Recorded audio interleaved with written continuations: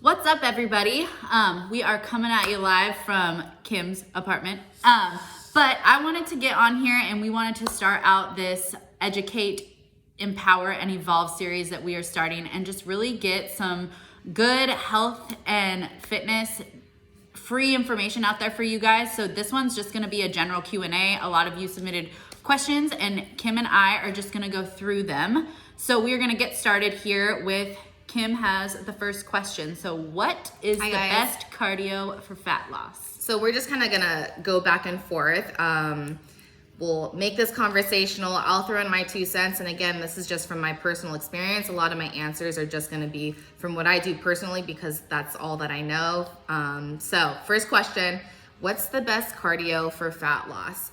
Again, from my personal experience, I prefer using the spin bike. One, because that's what my coach tells me to do, but also because it's the most low impact form of cardio for me. I've just found in the past when I'm using the treadmill, especially if I'm doing long durations of cardio, when I use the treadmill and the Stairmaster, it really gets my legs inflamed. I feel it in my knees versus doing the spin bike. Again, it's just really low impact. So that's what I prefer. She's different. And I am similar. I do prefer list cardio over HIIT. I've done them both in the past and I just don't recover well from HIIT. And a big thing when you are going from fat loss is keeping that inflammation down and making sure you are recovering from what you're doing. So I do list cardio. I do either walking or she's gotten me on the spin bike recently and I am starting to enjoy that a lot more.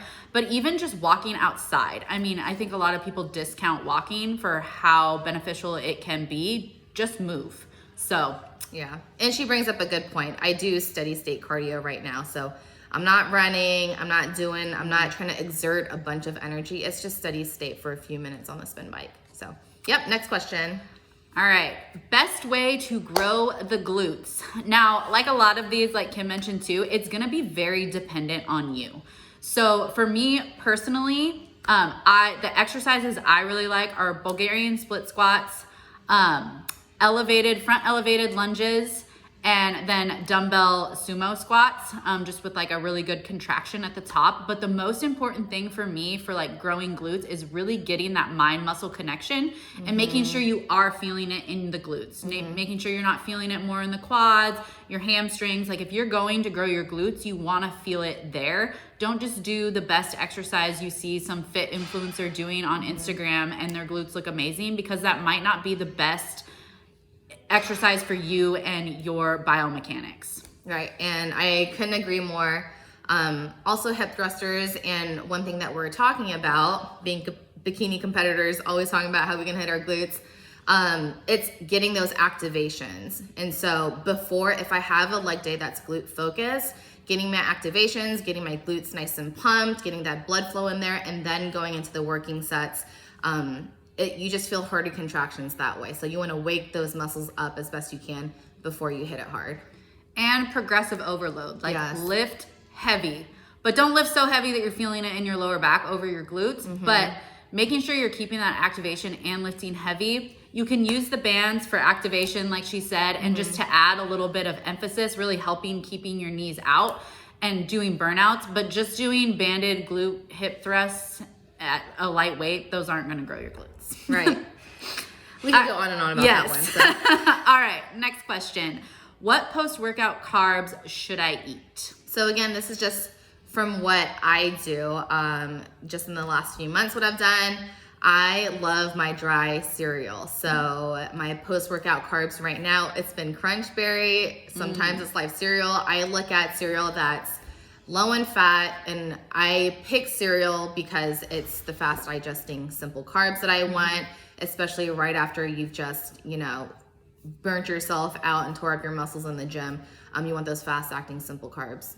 Yep, and I would completely agree. Cereal is one of my favorites. I'm more on like the Maple Cheerios, Frosted Cheerios, or Chex train. But like she said, for a general rule, you want a fast acting digesting carbs. So like white rice, cereal is great, right? Rice cakes, cereal, and keeping the fat low, so it just refuels that muscles really quick and it doesn't slow down that digestion. Yeah. So cereal, rice, potatoes, all great options. Yep.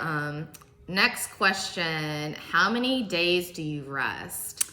So this, again, I feel like a broken record. It's going to depend on like you, and also when I'm choosing my rest days, it's going to depend where I am in my season. So in an improvement season, I generally going to take a few more rest days than I do during prep, because recovery is where that improvement is actually made. It's not actually, I mean, it's made in the gym, but that's when you're breaking down and tearing down those muscle fibers.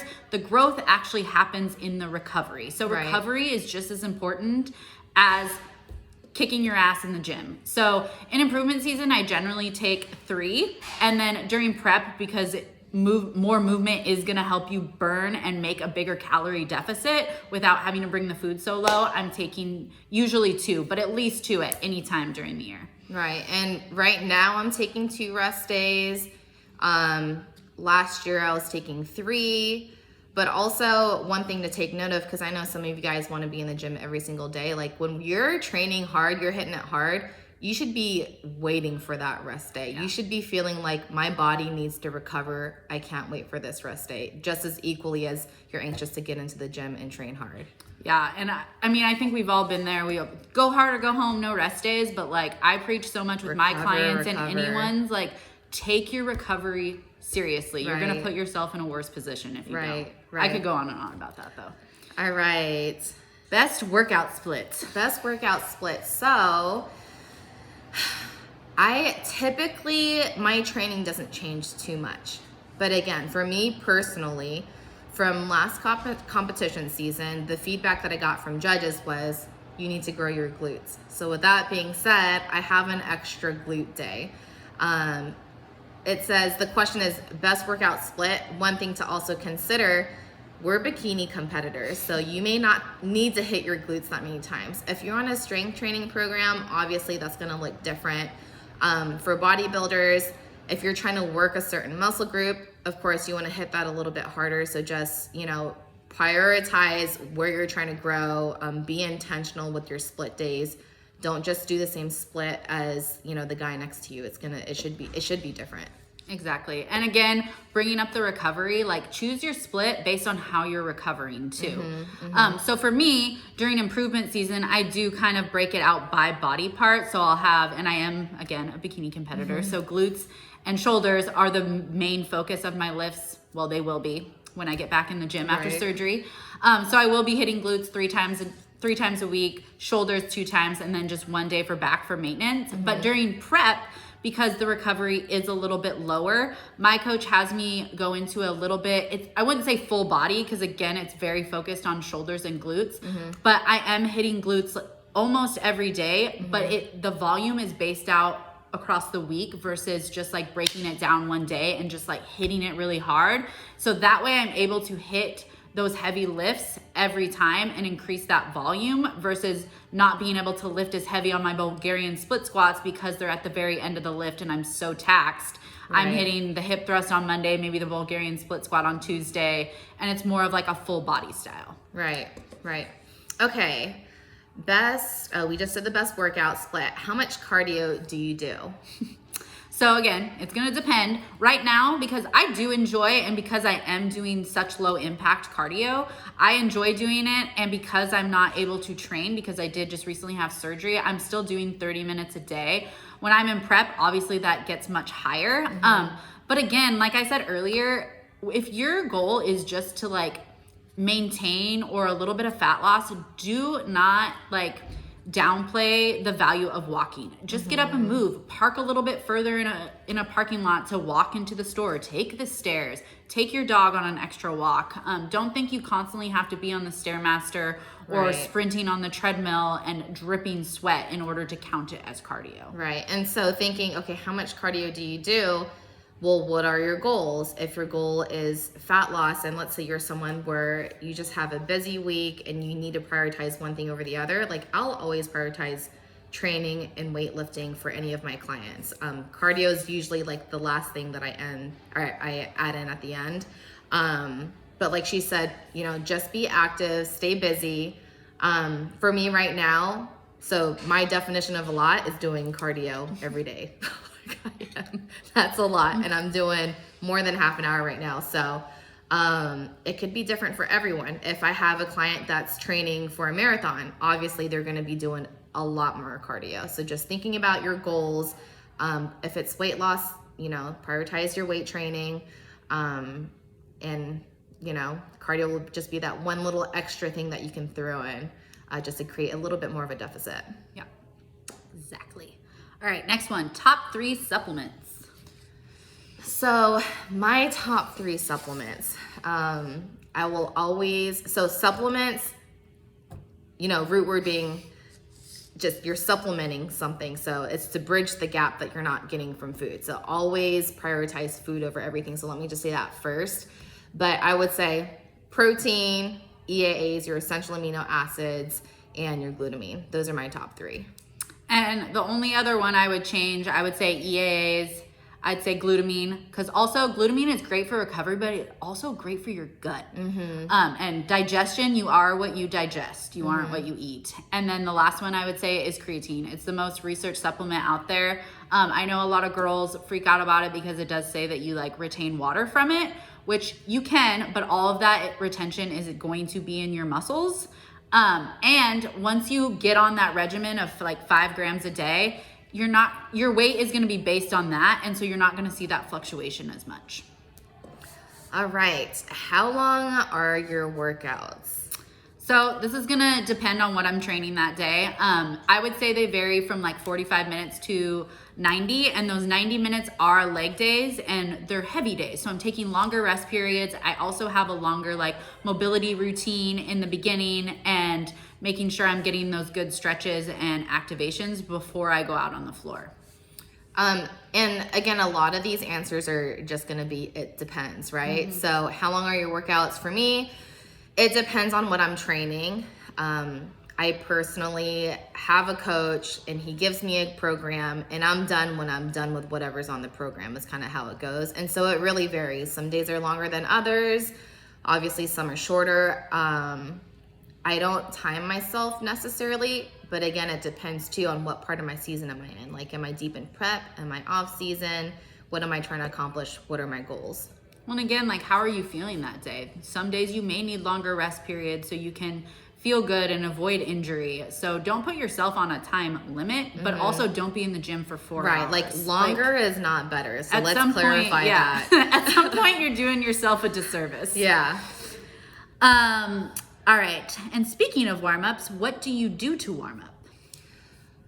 For me, when I'm at the gym, let's say I have a shoulder day, my warm-up is going to be different on my shoulder day than a leg day. So I just take some light dumbbells, do a little circuit just to get blood pumping into my shoulders. I want to get a good shoulder pump before I hit my working sets.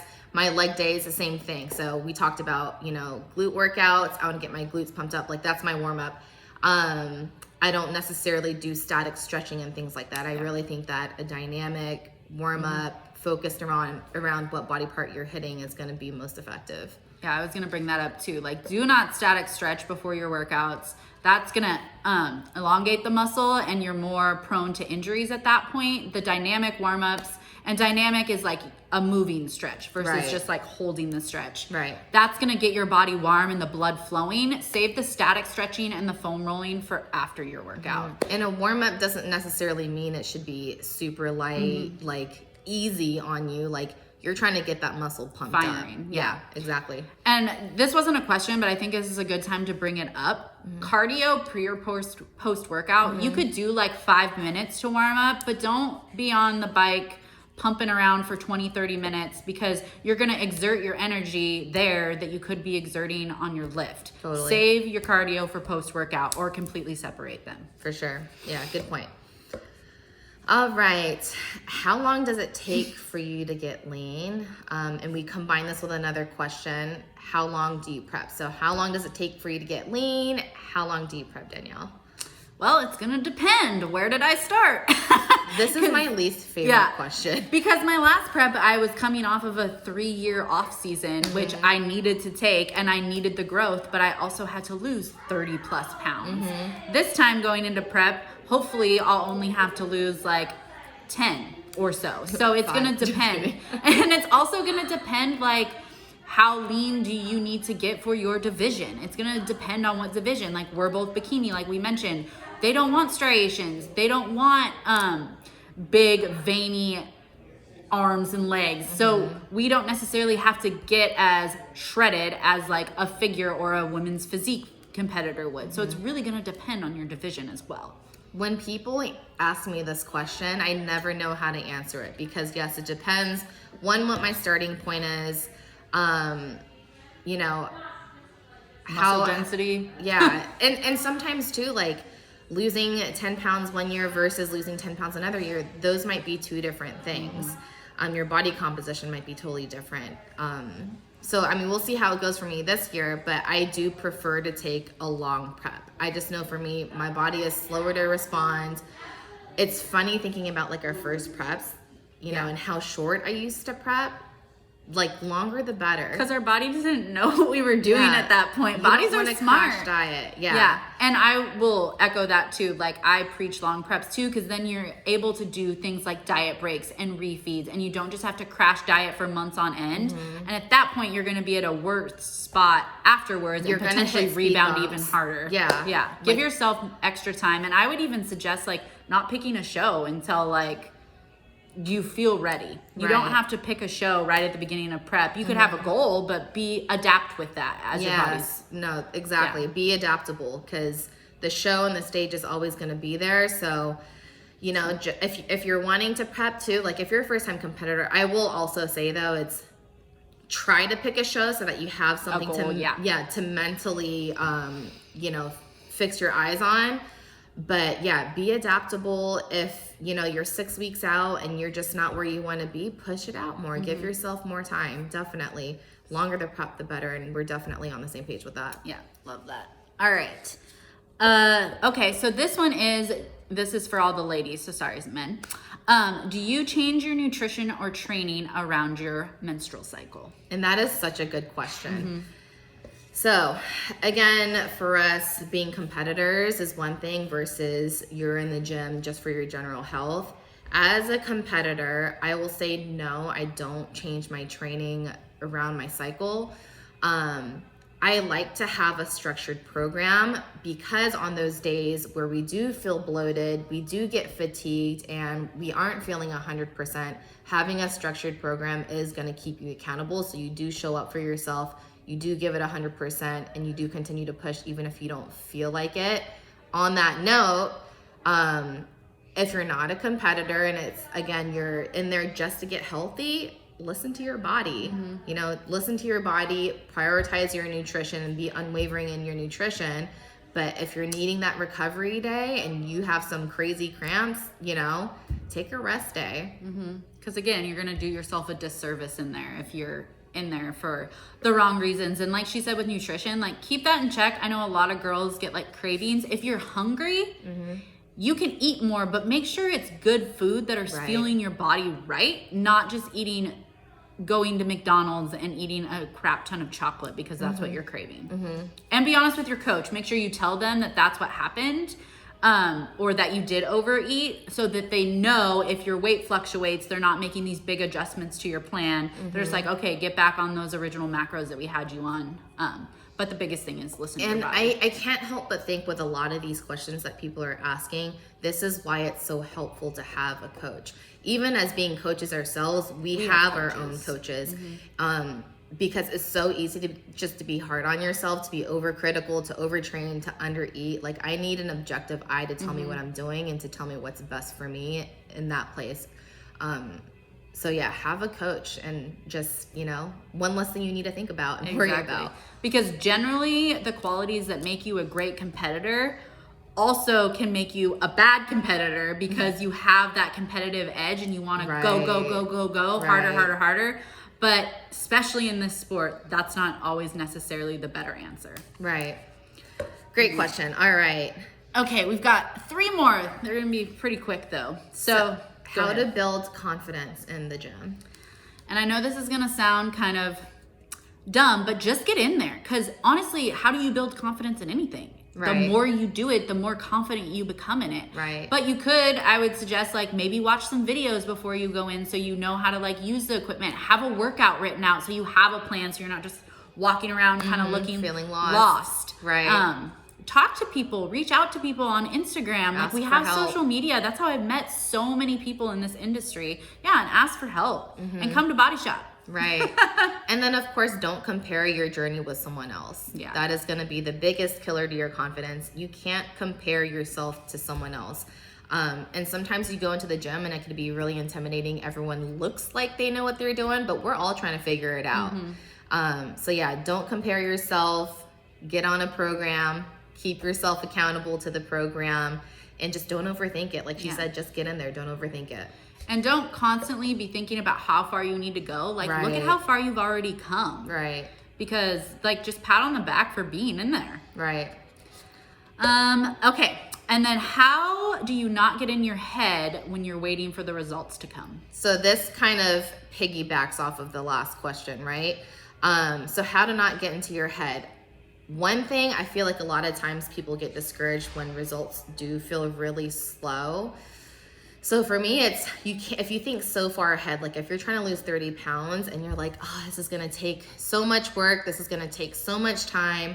6 months, where am I going to be? Don't even think about that. Think about, what am I doing? What's the plan for the week? Did I nail my plan for the week? Did I stick to that? And then string together those perfect days, those weeks, and then results will follow. But if you think way too far ahead of yourself, it's really easy to get overwhelmed.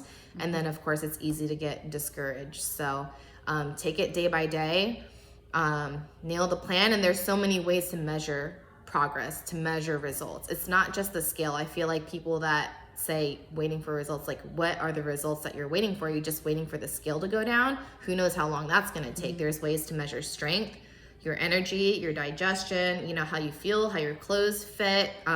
We need to remind ourselves that that's also progress. That's also and also if you're results. putting on muscle, like the scale may go up. Right.